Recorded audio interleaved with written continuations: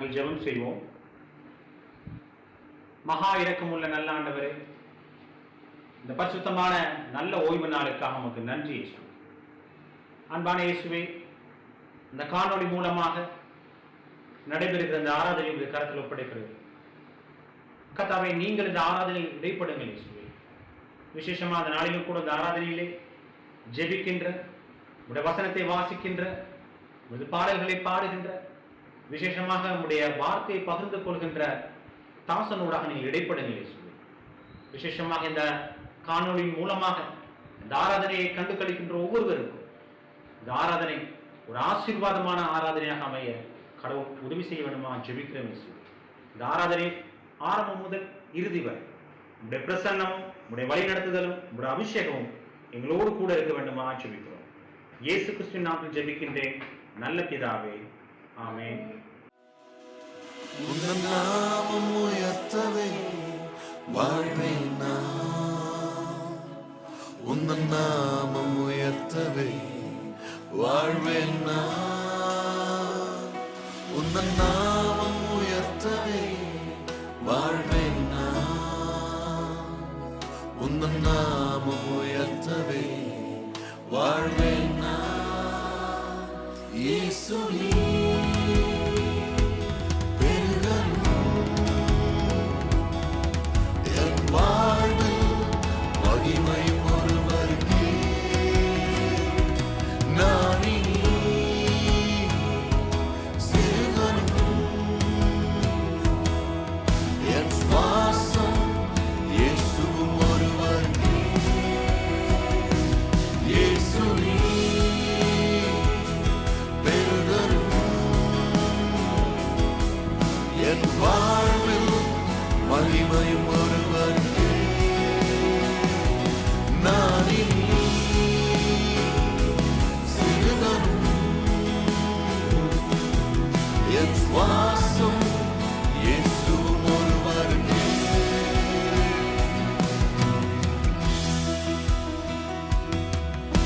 இந்த வரி எழுதும் போது ரொம்ப யோசிச்சு எழுதுறேன்.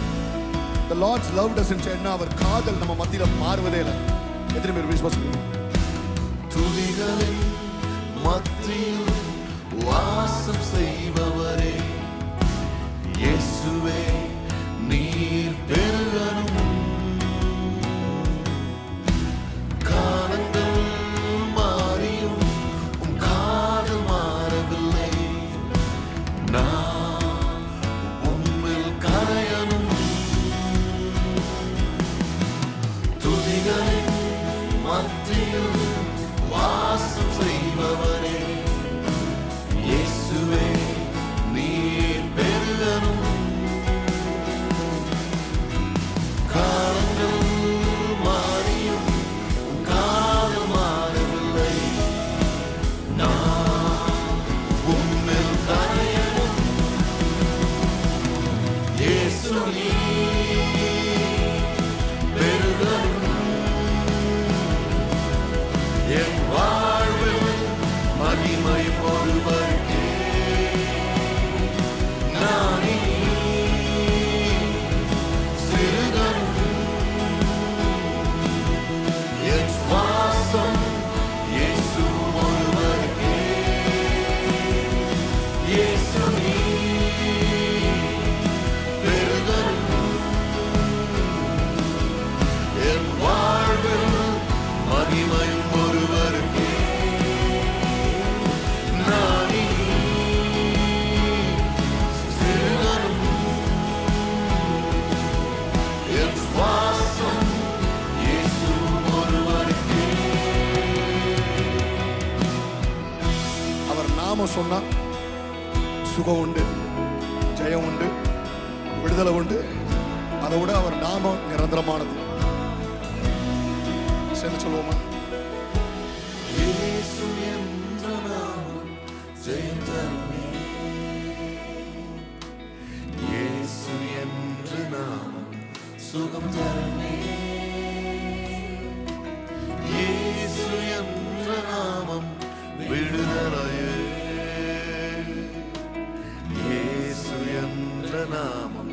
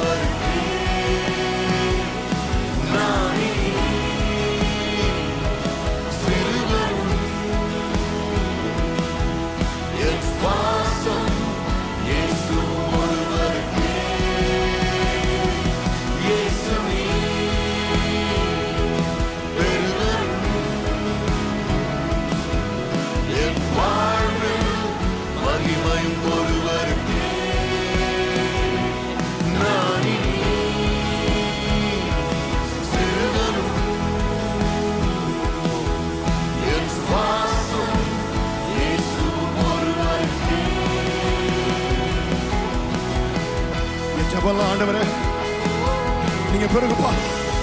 I just want to disappear, Lord. I want to live with you, abide in you, and you abide in me.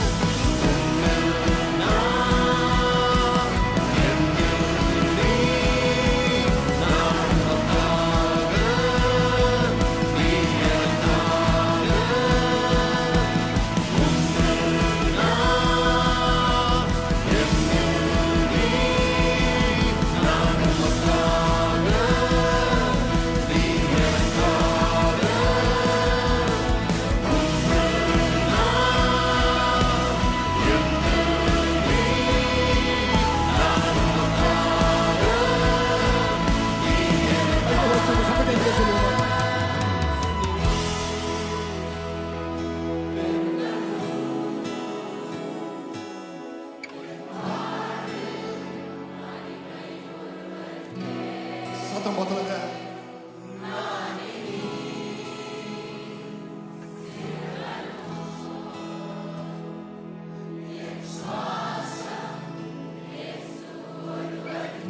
இன்னொரு முறை சொல்லமா, இயேசுவி.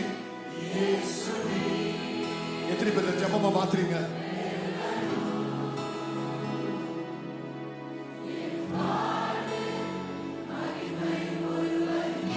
நான் மறையணும்பா.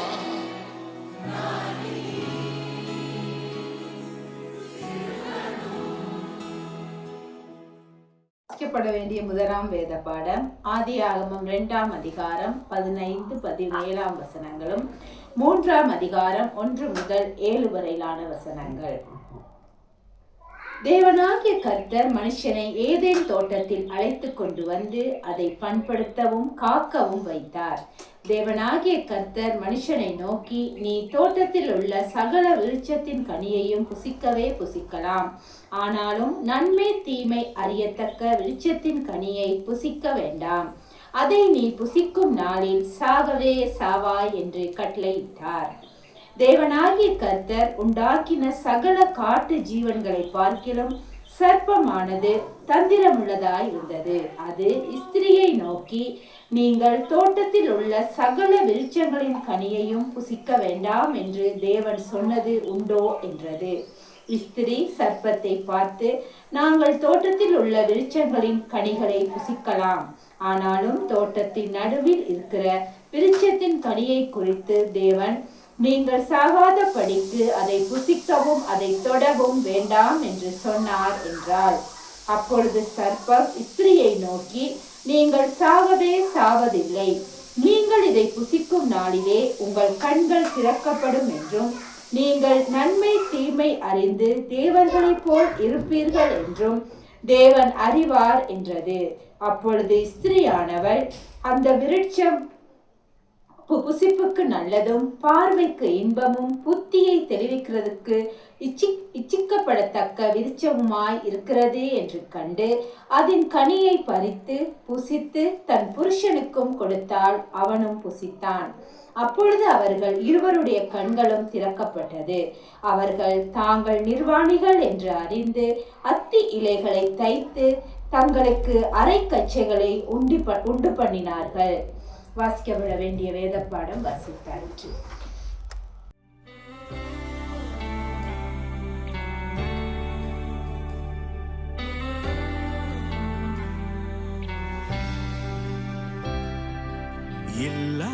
இல்லாதவைகளை இருப்பவை போல் அழைத்திடும் என் இயேசுவே,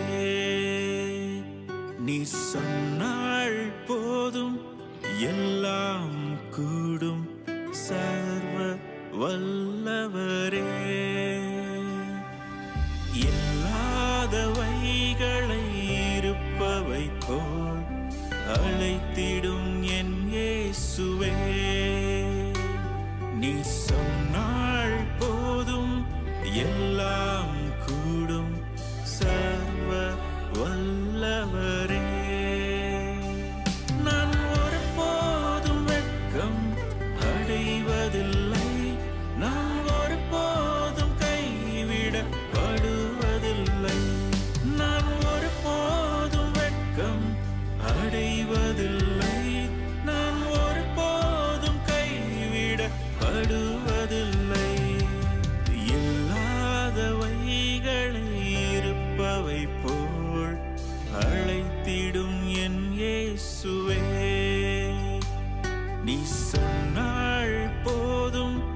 எல்லாம் கூடும் சர்வ வல்லவரே.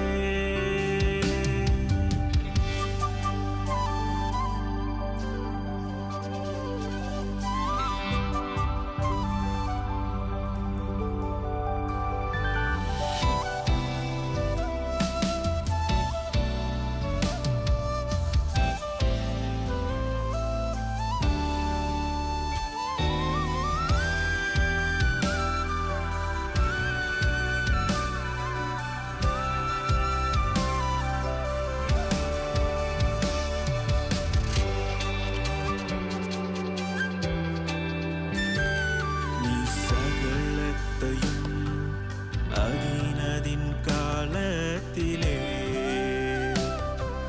நேர்த்தியாய் செய்தவரே, நீ சகலத்தையும் அதினதின் காலத்திலே நேர்த்தியாய் செய்பவரே, உம் செய்கைகள் எல்லாம் நிலைத்திடுமே, நிச்சயம் நிலைத்திடுமே. உம் செய்கைகள் எல்லாம் நிலைத்திடுமே, நிச்சயம் நிலைத்திடுமே. நான் ஒருபோதும் வெட்கம் அடைவதில்லை, நான் ஒருபோதும் கைவிடப்படுவதில்லை, நான் ஒருபோதும் வெட்கம் அடைவதில்லை, நான் ஒருபோதும் கைவிடப்படுவதில்லை. இல்லாதவைகளை இருப்பவை போல் அழைத்திடும் என் இயேசுவே, நீ சொன்னால் போதும் எல்லாம் கூடும் சர்வ வல்லவரே.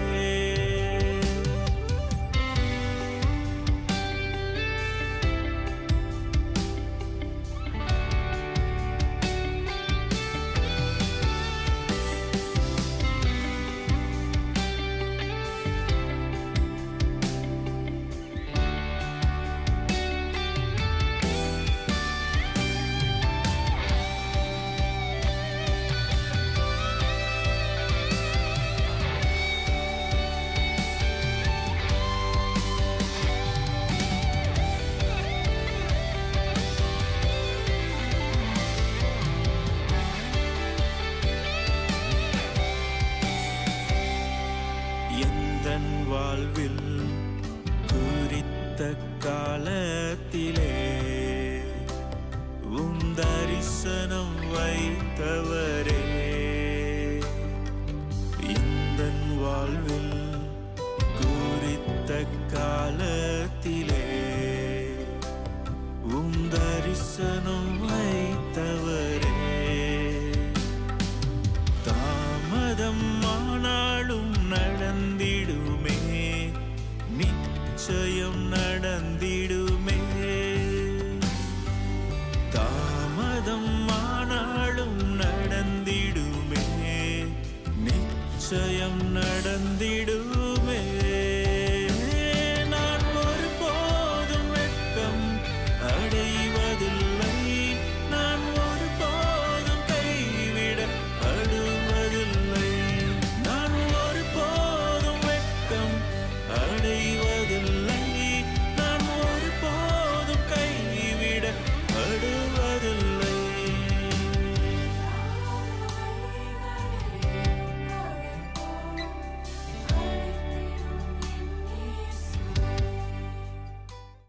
வாசிக்கப்பட வேண்டிய சுவிசேஷ வாக்கியம் மத்தேயு 4ஆம் அதிகாரம் 1ஆம் வசனம் தொடக்கம் எழுதியுள்ள நற்செய்தியை கேளுங்கள்.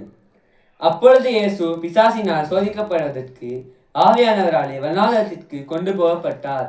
அவர் இரவும் பகலும் 40 நாள் உபவாசமாய் இருந்த பின்பு அவருக்கு பசியுண்டாயிற்று. அப்பொழுது சோதனைக்காரன் அவரிடத்தில் வந்து, நீர் தேவனுடைய குமாரனே ஆனால் இந்த கல்லுகள் அப்பங்களாகும்படி சொல்லும் என்றான். அவர் பிரதியுத்தரமாக, மனுஷன் அப்பத்தினாலே மாத்திரமல்ல, தேவனுடைய வாயிலிருந்து புறப்படுகிற ஒவ்வொரு வார்த்தையினாலும் பிழைப்பான் என்று எழுதியிருக்கிறதே என்றார். அப்பொழுது பிசாசு அவரை பரிசுத்த நகரத்திற்கு கொண்டு போய் தேவாலய துப்பருகையின் மேல் அவரை நிறுத்தி, நீ தேவனுடைய குமாரனே ஆனால் தாழ குதியும், ஏனெனில் தம்முடைய தூதர்களுக்கு உமை குறித்து கட்டளையிடுவார், உமது பாதம் கல்லில் இராதபடிக்கு அவர்கள் உம்மை கைகள் ஏந்தி கொண்டு போவார்கள் என்பதாய் எழுதியிருக்கிறது என்று சொன்னான். அதற்கு இயேசு, உன் தேவனாய கர்த்தரை பரிச்சயப்பாராதிருப்பாயாக என்றும் எழுதியிருக்கிறதே என்றார். மறுபடியும் பிசாசு அவரை மிகவும் உயர்ந்த மலையின் மேல் கொண்டு போய் உலகத்தின் சகல ராஜ்யங்களையும் அவைகளின் மகிமையையும் அவருக்கு காண்பித்து, நீ சாஷ்டாங்கமாய் விழுந்து என்னை பணிந்து கொண்டால் இவைகள் எல்லாம் உமக்கு தருவேன் என்று சொன்னான். அப்பொழுது இயேசு, அப்பாலே போ சாத்தானே, உன் தேவனாய கர்த்தரை பணிந்து கொண்டு அவர் ஒருவருக்கே ஆராதனை செய்வாயாக என்று எழுதியிருக்கிறது என்றார். அப்பொழுது பிசாசானவன் அவரை விட்டு விலகி போனான். உடனே தேவதூதர்கள் வந்து அவருக்கு பணிவிடை செய்தார்கள். வாசிக்கப்பட வேண்டிய நற்செய்தி வாசகம் வாசித்தாயிற்று. இயேசுவின் நாமத்தில் உங்கள் யாவரையும் வாழ்த்துகின்றேன். நான் ஜோஜோ சர்வ்நவ் நிறுவனத்தில் கடமையாற்றி வருகின்றேன். மீண்டும் உங்களோடு இந்த வார்த்தையை பகிர்ந்து கொள்வதில் நான் மிகவும் பரவசம் அடைகின்றேன்.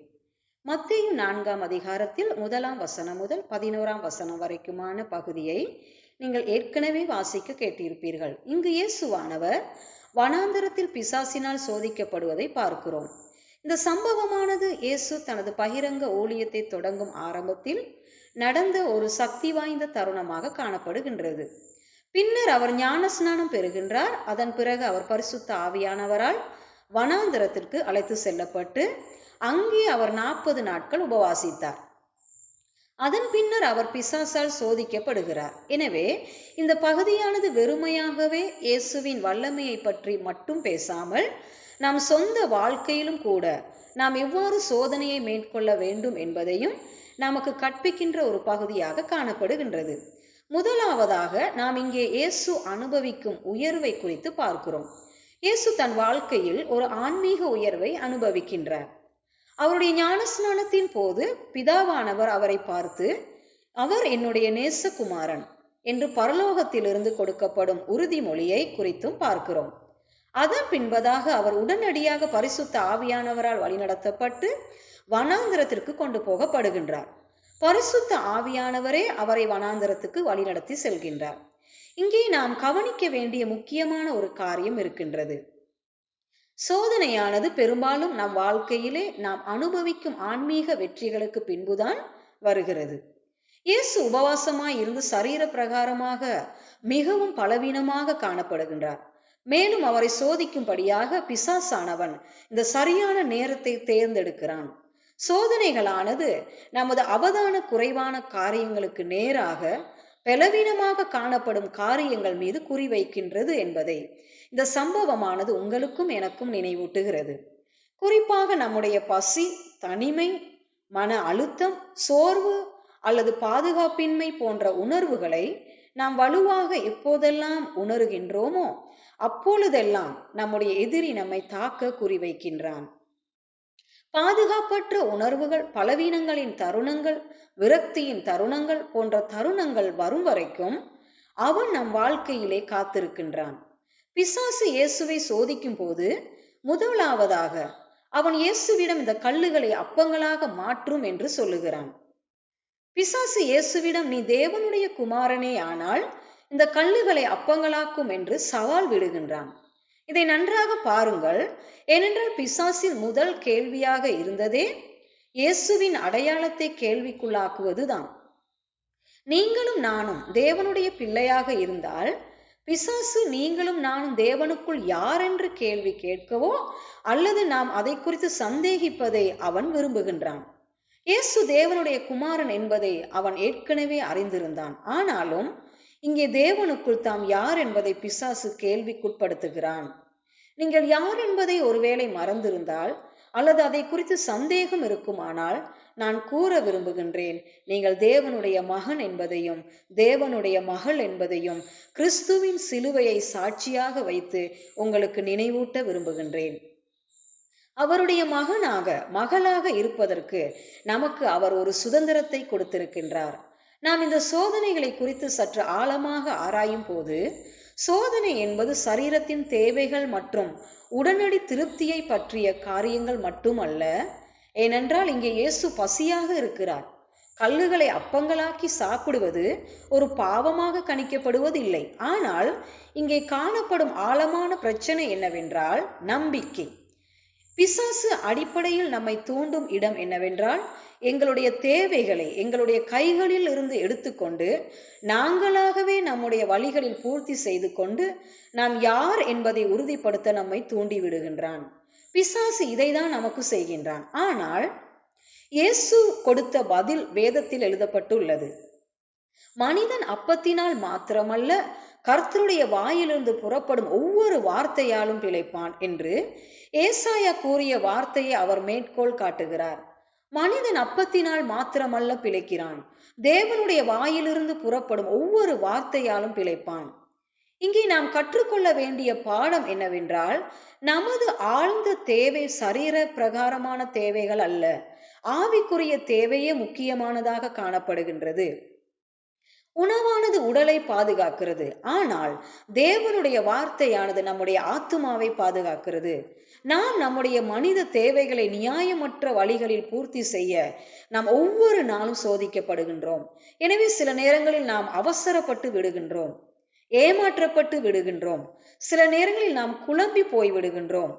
உடனடி தீர்வை விட கர்த்தருக்கு கீழ்ப்படிவதுதான் மிக முக்கியம் என்பதை இயேசு நமக்கு காட்டுகிறார்.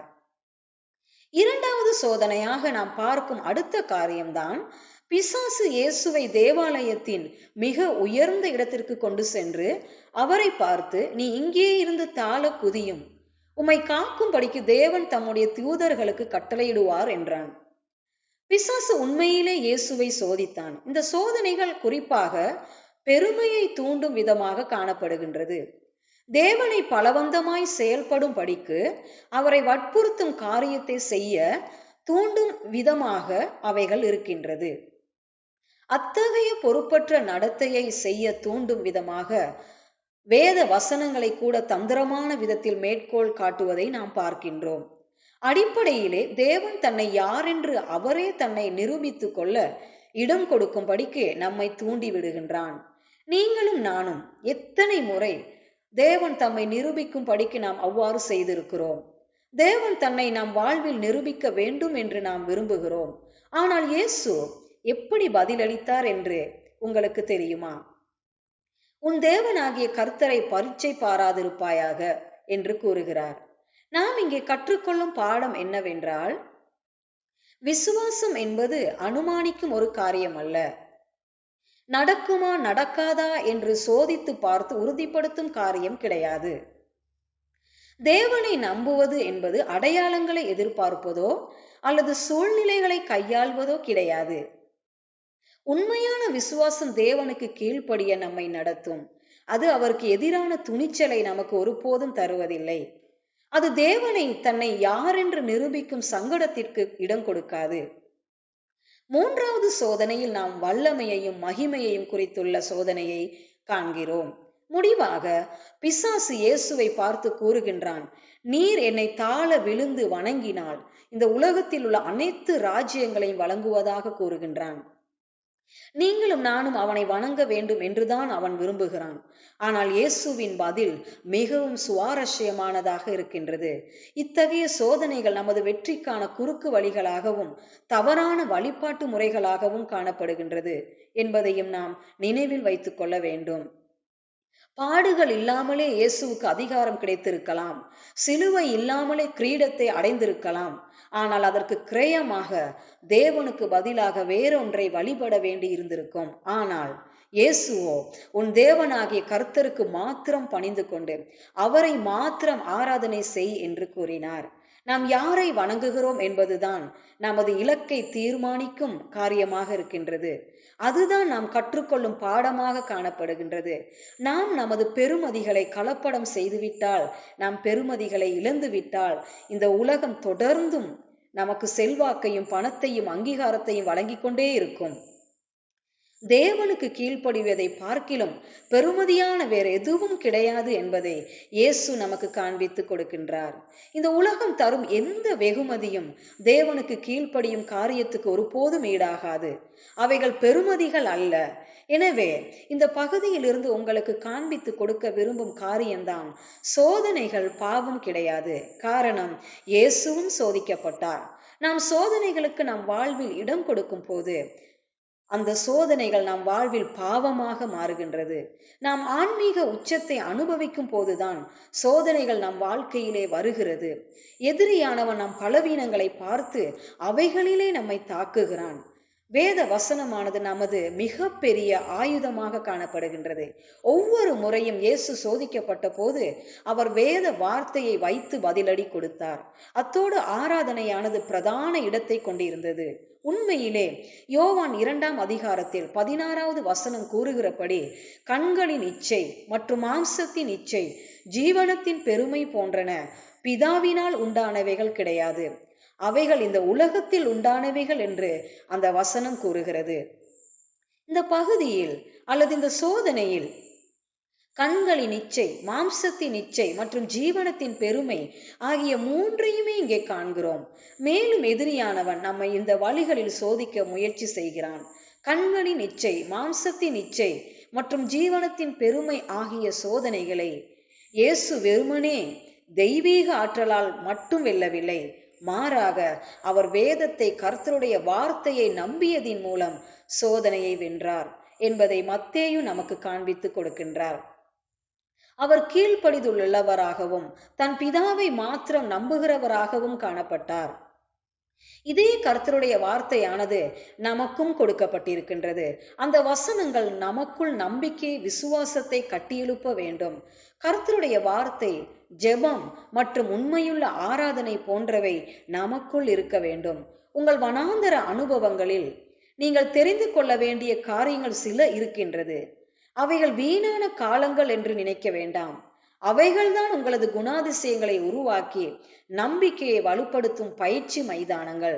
நாம் உறுதியாக நிற்கும் போது தேவ தூதர்கள் இயேசுவுக்கு ஊழியம் செய்ய வந்தது போல நாமும் தேவனுக்கு கீழ்ப்படிய தேர்ந்தெடுக்கும் போது கர்த்தர் நம்மை பலப்படுத்தவும், ஆறுதல் படுத்தவும், வெற்றி கொடுக்கவும் அவருடைய வார்த்தையை நமக்கு கொடுத்திருக்கின்றார்.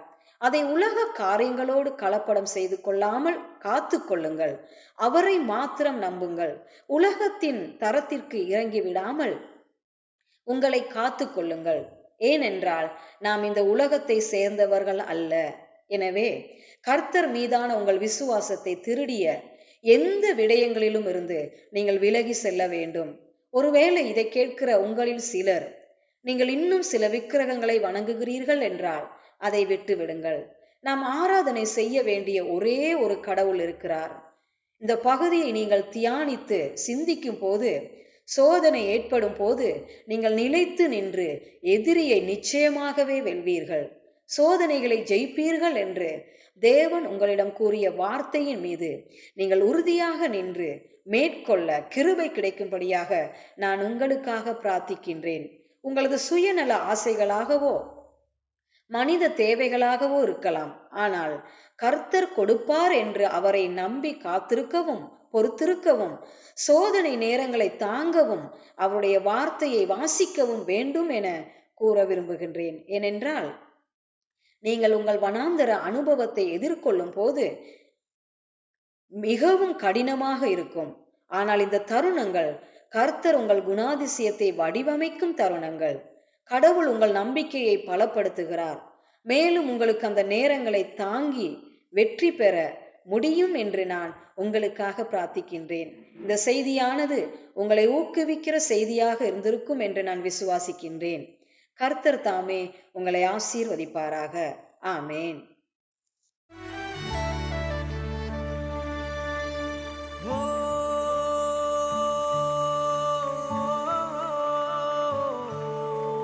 பரிசுத்த பரந்தாமனே, மகிமாயின் மகராஜனே, வல்லமையானவரே, அக்கினி அனலும் நீரே, பரிசுத்த பரந்தாமனே, மகிமையின் மகராஜனே,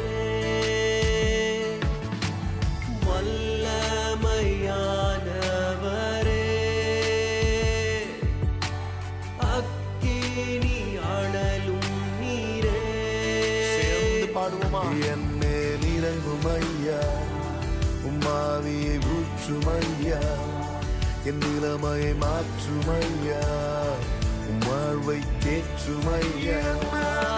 என் மேல் இறங்கும் ஐயா, உம்மாவியை ஊற்றும் ஐயா, என் நிலைமையை மாற்றும் ஐயா, என் வாழ்வை தேற்றும் ஐயா.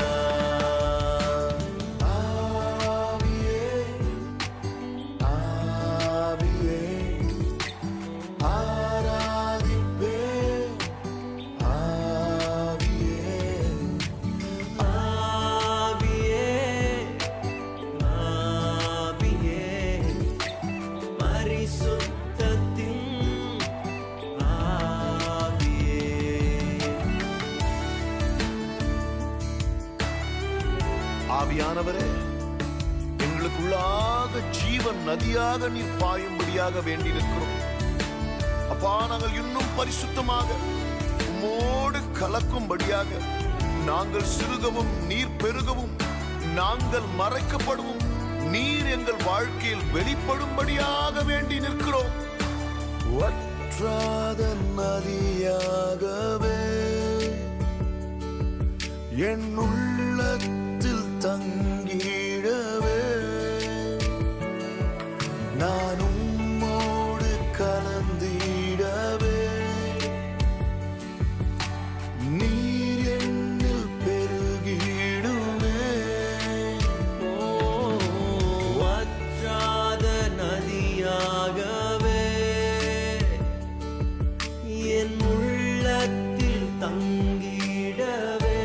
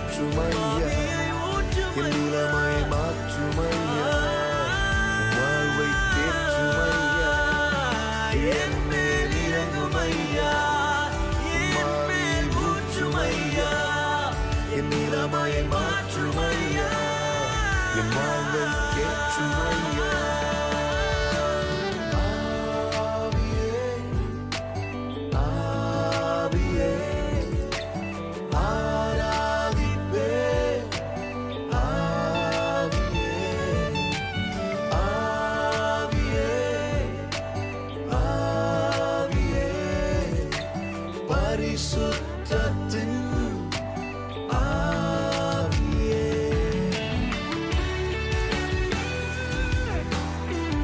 We need you, Lord.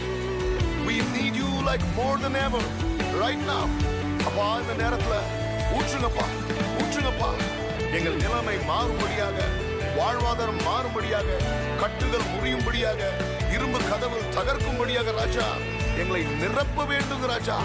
உந்த நாவியை ஊற்று.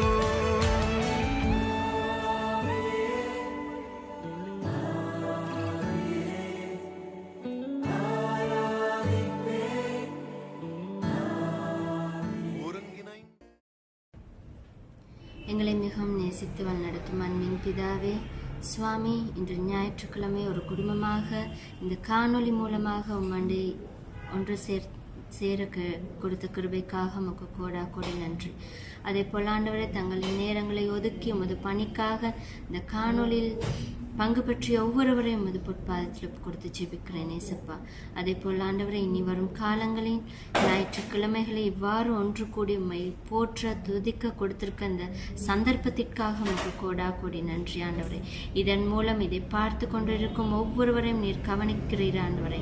அவர்களின் தேவைகளை நீர் அறிகிற தேவனாயிருக்கிறீர் ஆண்டவரே. சுவாமி, நீர் அவர்களையும் பொறுப்படுத்த ஆசீர்வதிக்க வேண்டும் என்று வேண்டிக் கொள்கிறேன் சுவாமி. ஆவியானவரே, இந்த காணொளி மூலமாக நாங்கள் உமது வார்த்தையை உலகமெங்கும் கொண்டு சேர்க்க கொடுத்த அந்த கிருபைக்காக நமக்கு நன்றி. விசேஷமாக இதில் வேலை செய்யும் ஒவ்வொருவரையும் உமது பொற்பாதத்தில் கொச்சிபிக்கிறேன் ஆண்டவரே. மென்மேலும் இந்த பணி வளர்ந்து அப்பா ஆசீர்வாதமாக அமைய வேண்டும் என்று வேண்டிக் கொள்கிறேன் சுவாமி. இந்த சிறு ஜெபத்தையும் இதில் பங்கு பற்றிய ஒவ்வொருவரையும் உமது பொற்பாதத்தில் கொடுத்து ஜெபிக்கிறேன் சுவாமி. எல்லோரையும் நீர் ஆசீர்வாதத்தை வழிநடத்த வேண்டும் என்று வேண்டிக் கொள்கிறேன் நல்ல பிதாவே. ஆமென். அறிவெல்லாம் கடந்த கடவுள் சமாதானம் உங்கள் மனமெல்லாம் நிறையட்டும்.